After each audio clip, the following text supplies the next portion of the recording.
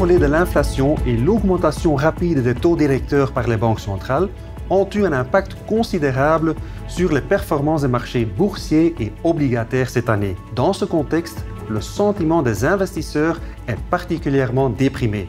En outre, les investisseurs réagissent assez violemment à chaque publication mensuelle des chiffres de l'inflation, car ceux-ci peuvent avoir des implications majeures pour la trajectoire future des taux d'intérêt fixés par les banques centrales.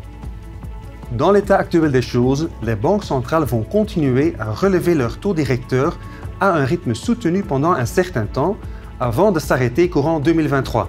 Nous estimons que nous connaîtrons une récession d'ampleur modérée au cours de ce processus. Et pourtant, tout n'est pas sombre pour les investisseurs. En effet, avec les interventions actuelles des banques centrales, les placements à revenus fixes, comme les obligations et certains produits structurés, offrent à nouveau des rendements intéressants. Pour le moment, ces rendements sont inférieurs à l'inflation, mais ils pourraient offrir une bonne compensation de celle-ci sur le long terme. Notre recommandation aux investisseurs est de profiter de cette dynamique. Notre préférence va aux obligations de qualité, telles que les bons du Trésor américain. Les obligations d'entreprise investment grade disposant d'un bon rating ou les produits structurés à revenus fixes nous semblent également attractifs. En revanche, nous restons à l'écart des obligations spéculatives en raison du risque accru de défaut de paiement. Dans le même temps, sur les marchés boursiers, les ratios cours-bénéfices ont fortement baissé et se situent nettement en dessous de leur moyenne à 10 ans. Beaucoup de mauvaises nouvelles sont déjà reflétées dans les cours. L'avenir nous dira si nous avons déjà atteint le creux de la vague. Cela dépendra de l'évolution de l'inflation, des taux directeurs et de la croissance économique.